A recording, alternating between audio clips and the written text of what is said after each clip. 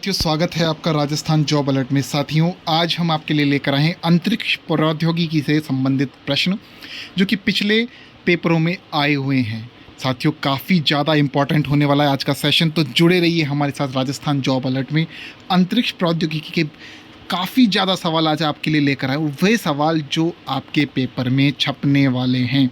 जी हाँ साथियों, 100% ये आपको पेपर में देखने को मिल जाएंगे, क्योंकि ये वही प्रश्न हैं जो आते रहते हैं साथियों। तो शुरू करते हैं साथियों। ये टॉप 1 लाइनर क्वेश्चंस हैं जिनकी सीरीज़ में आज आपके सामने लेकर आया हूँ। पहला प्रश्न साथियों आपके सामने, मानव युक्त अंतरिक्ष यान से उड़ान भरने वाले प्रथम अंतरिक्ष यात्री कौन थे? जी हाँ साथियों, ऐसे पहले अंतरिक्ष यात्री जो कि गए थे अंतरिक्ष में, कौन है? Yuri Gagarin. जी हाँ साथियों, 1961 में यूरी गागरिन मानव युक्त अंतरिक्ष यान में उड़ान भरने वाले प्रथम अंतरिक्ष यात्री थे। नेक्स्ट क्वेश्चन की बात करें साथियों, चंद्रमा की सतह पर उतरने वाला प्रथम अंतरिक्ष यान कौन था? साथियों, आरएस 1998 में सवाल पूछा जा चुका है। काफ़ी ज़्यादा इंपॉर्टेंट क्वेश्चन है। इसका उत्तर आपके सामने है, लूना सेकंड। जी हाँ साथियों, यूएसएसआर के द्वारा एक प्रोजेक्ट चलाया गया था 1959 में। उन्होंने लूना सेकंड भेजा था चंद्रमा की सतह पर। तो चंद्रमा की सतह पर उतरने वाला पहला अंतरिक्ष यान कौन सा है? ये है लूना सेकंड। जी हाँ साथियों, नेक्स्ट क्वेश्चन, अंतरिक्ष में स्थापित प्रथम भारतीय उपग्रह का नाम बताइए। असिस्टेंट जेलर 2016 में प्रश्न पूछा गया था। तो साथियों, आप जानते हैं अंतरिक्ष में स्थापित प्रथम भारतीय उपग्रह आर्यभट्ट है। जी हाँ साथियों, अंतरिक्ष में जो स्थापित किया गया था भारत की तरफ से पहला उपग्रह, वो आर्यभट्ट है। आर्यभट्ट हमारे देश के महान खगोल शास्त्री हुए हैं, उन्हीं के नाम पर ये आर्यभट्ट रखा गया है। नेक्स्ट क्वेश्चन की बात हम कर लेते हैं, भू स्थिर उपग्रह का परिभ्रमण काल कितना होता है? जी हाँ साथियों, भू स्थिर उपग्रह साथियों हम जानते हैं भू स्थिर जो पृथ्वी के समान स्थिर, इसका परिभ्रमण काल पूछा गया है साथियों। एलडीसी 2013 में ये प्रश्न पूछा गया था। साथियों, आप जानते हैं पृथ्वी की तरह इसका परिभ्रमण काल 24 घंटे होता है। साथियों, बहुत ज़्यादा इंपॉर्टेंट क्वेश्चन है, वीडियो मेंस की दृष्टि से काफ़ी ज़्यादा इंपॉर्टेंट क्वेश्चन है ये। इसका कार्यकाल होता है परिभ्रमण का 24 घंटे, अर्थात एक भू स्थिर उपग्रह का परिभ्रमण काल 24 घंटे होता है। नेक्स्ट क्वेश्चन की बात कर लेते हैं साथियों, अंतरिक्ष में जाने वाली प्रथम महिला अंतरिक्ष यात्री कौन है? साथियों, ये हैं वेलेंटीना तेरेश्कोवा, जो 1963 में गई थी। फर्स्ट लेडीज़ हैं ये, फर्स्ट महिला हैं जो कि अंतरिक्ष में गई थी। नेक्स्ट क्वेश्चन की बात कर लेते हैं, इसरो का मास्टर कंट्रोल सुविधा कहाँ पर अवस्थित है? आरएएस 2016 में ये क्वेश्चन पूछा गया था। जी हाँ साथियों, आरएएस 2016 में ये क्वेश्चन पूछा गया था। मैच मेकिंग का क्वेश्चन था आरएएस 2016 में, इसरो का मास्टर कंट्रोल कहाँ स्थित है? हो सकता है अब ये वीडियो मेंस में टपक जाए ये क्वेश्चन। जी हाँ साथियों, उत्तर है हासन कर्नाटक में। हासन कर्नाटक में मास्टर कंट्रोल सुविधा उपलब्ध है इसरो की।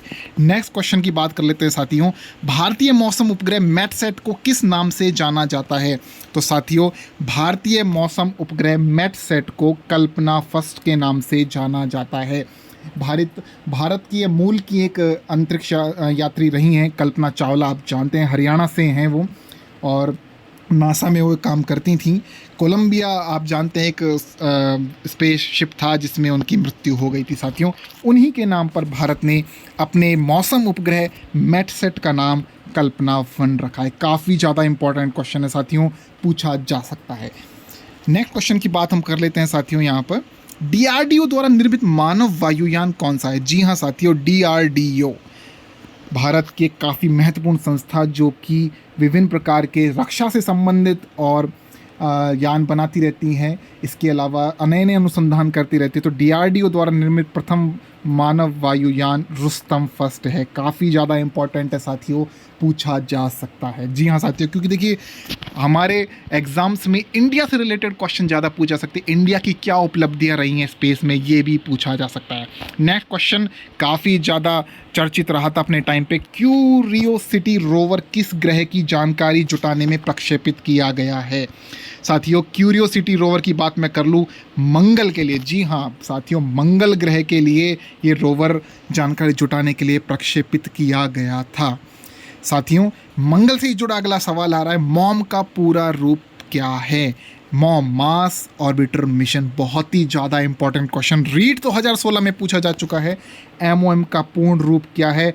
तो ये है मार्स ऑर्बिटर मिशन। बहुत ही ज़्यादा इंपॉर्टेंट क्वेश्चन है, वीडियो की दृष्टि से काफ़ी ज़्यादा इंपॉर्टेंट क्वेश्चन है साथियों। LDC में भी पूछा जा सकता है। MOM के बारे में मूवी बन चुकी है, आप जानते हैं, मार्स मिशन MOM पे।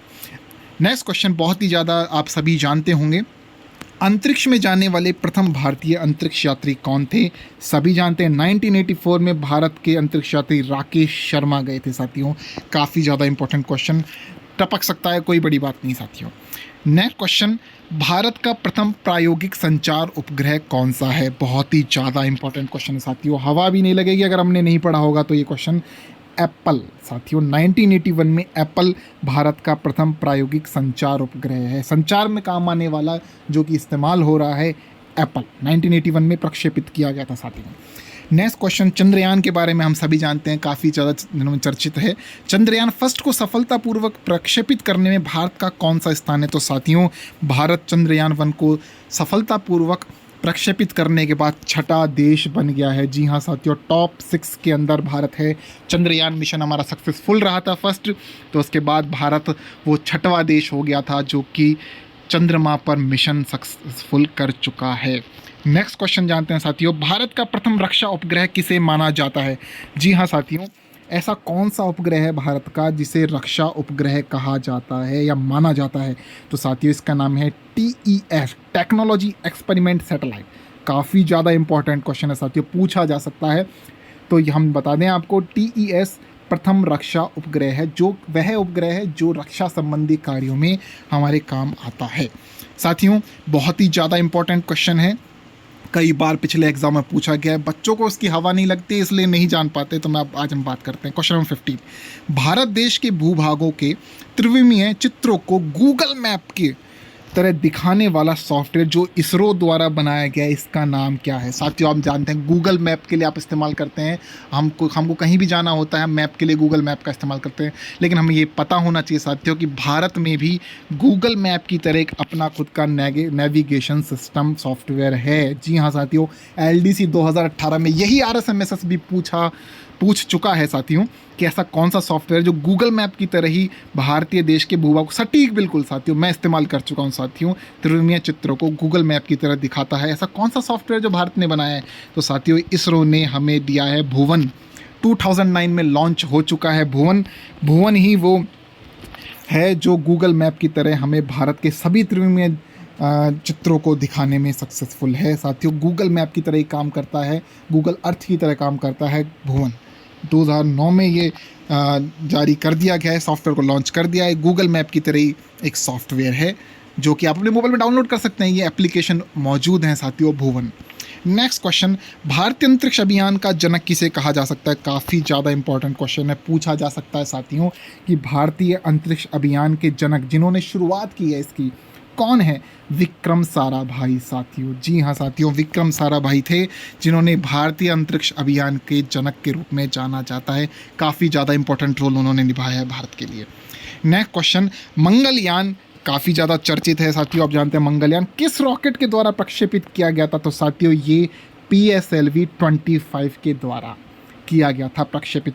PSLV polar satellite launch vehicle, आप जानते हैं साथियों, अपने यहाँ पर PSLV, SLV, GSLV होते हैं, तो इनमें से PSLV काफ़ी ज़्यादा सुविधाजनक है। PSLV 25 के थ्रू मंगलयान रॉकेट प्रक्षेपित किया गया था। मंगलयान PSLV 25 के थ्रू प्रक्षेपित किया गया था। मोस्ट इंपॉर्टेंट क्वेश्चन 101% आ सकता है साथियों, इसरो की स्थापना कब की गई थी? तो साथियों, इसरो की स्थापना 15 अगस्त 1969 को की गई थी। 15 अगस्त को साथियों इसरो की स्थापना की गई थी। नेक्स्ट क्वेश्चन, फिर विक्रम साराभाई जी किससे आ रहा है? हम जानते हैं विक्रम साराभाई हमारे फादर हैं स्पेस टेक्नोलॉजी के इंडिया में। तो साथियों, विक्रम साराभाई अंतरिक्ष केंद्र कहाँ स्थित है? तो साथियों, ये तिरुवनंतपुरम केरल में स्थित है। काफ़ी ज़्यादा इंपॉर्टेंट क्वेश्चन है, मैच मेकिंग में भी आ सकता है। विक्रम साराभाई अंतरिक्ष केंद्र कहाँ है? VSSC। जी हाँ साथियों, तो VSSC कहाँ पर है? तिरुवनंतपुरम केरल में है। नेक्स्ट क्वेश्चन काफ़ी ज़्यादा इंपॉर्टेंट क्वेश्चन साथियों, भारत के प्रथम सबसे हल्के नैनो उपग्रह का नाम क्या है? साथियों, पूछा जा सकता है साथियों, इसका नाम है जुगनू। आपने राजस्थान में तो नहीं साथियों, लेकिन ये एसएससी ने तो पूछ लिया है। जी हाँ साथियों, एसएससी में पूछ लिया है और ये अपने क्वेश्चन एनसीईआरटी बेस्ड क्वेश्चन है साथियों। एनसीईआरटी आप जानते हैं पुस्तकें अपनी 10th 12th की, इन्हीं में से क्वेश्चन है। जुगनू 3.5 किलोग्राम का सबसे हल्का नैनो उपग्रह है जो कि प्रक्षेपित कर चुका है भारत। नेक्स्ट क्वेश्चन, इसरो उपग्रह केंद्र आईसैक कहाँ स्थित है? इसरो उपग्रह केंद्र तो साथियों ये बंगलुरु कर्नाटक में स्थित है। आईसैक पूछा जा सकता है साथियों, मैच मेकिंग में भी आ सकता है, एक साथ सभी दे देंगे। वीएसएससी दे दिया जाएगा, आईसैक दे दिया जाएगा, एनआरएसए दे दिया जाएगा, शार दे दिया जाएगा, पूछा जा सकता है साथियों। तो आईसैक कहाँ है साथियों? आईसैक आपका है बंगलुरु कर्नाटक में। जी हाँ साथियों। नेक्स्ट क्वेश्चन है, राष्ट्रीय दूर संवेदी एजेंसी एनआरएसए कहाँ स्थित है? तो साथियों उत्तर है इसका बालानगर और हैदराबाद। बालानगर इसका प्रमुख केंद्र है, हैदराबाद में भी राष्ट्रीय दूर संवेदी एजेंसी है। नेक्स्ट क्वेश्चन काफ़ी इंपॉर्टेंट है, शार केंद्र कहाँ स्थित है? मैच मेकिंग में पूछा जा सकता है साथियों, सारे केंद्र आपको याद होने चाहिए। शार केंद्र कहाँ स्थित है? तो साथियों ये है श्रीहरिकोटा आंध्र प्रदेश में। जी हाँ साथियों, शार केंद्र श्रीहरिकोटा आंध्र प्रदेश में स्थित है। नेक्स्ट क्वेश्चन की बात मैं कर लेता हूं साथियों, अंतरिक्ष में स्थापित प्रथम संचार उपग्रह कौन सा है? जो पहला सैटेलाइट जो कि संचार के लिए स्थापित किया गया था, इसका नाम है साथियों स्कोर। पूछा जा सकता है क्योंकि पहला ऐसा स्थापित संचार उपग्रह कौन सा है अंतरिक्ष में? तो इसका नाम है स्कोर। वन लाइनर है, फटाफट पूरे करते हैं साथियों, जुड़े रहिए मेरे साथ। कॉस्मोस 2406 क्या है? एचएम हेडमास्टर एग्जाम 2016 में पूछा गया था। तो कॉस्मोस 2406 एक सैन्य उपग्रह है। जी हाँ साथियों, ये एक सैन्य उपग्रह है। सैन्य से रक्षा संबंधी भी पूछे जा सकते हैं, काफ़ी ज़्यादा इंपॉर्टेंट है। एलडीसी 2011 में एक प्रश्न पूछा गया था, स्पुतनिक 2 साथियों एनसीईआरटी बेस्ड क्वेश्चन है, पूछा जा सकता है सीधा एलडीसी 2011 में ये प्रश्न आ चुका है। स्पुतनिक 2 में जो एक कुत्ता भेजा साथियों, वैसे कुतिया थी, लाइका इसका नाम था। इसका सही उत्तर है लाइका, और लाइका एक कुतिया थी। जी हाँ साथियों, लाइका एक डॉगी बिच थी साथियों, जो कि स्पुतनिक 2 के माध्यम से भेजी गई थी। एलडीसी 2011 में पूछा जा चुका है। बहुत इंपॉर्टेंट क्वेश्चन, कल्पना चावला की बात हमने पहले ही की थी साथियों। क्वेश्चन एलडीसी 2011 में सीधा पूछा जा चुका है। अंतरिक्षयान में कल्पना चावला की मृत्यु हुई थी, किस अंतरिक्षयान में हुई थी? तो साथियों ये था कोलंबिया। साथियों कोलंबिया सक्सेसफुली वापस लौट रहा था, लेकिन जैसे ही इसने अर्थ के स्फीयर में प्रवेश किया, इसमें आग लग गई और कल्पना चावला की मृत्यु हो गई।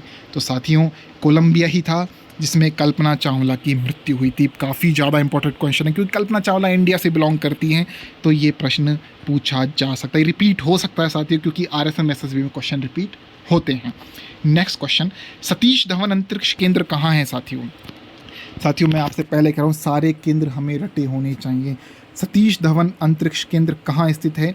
तो ये साथियों श्रीहरिकोटा में स्थित है।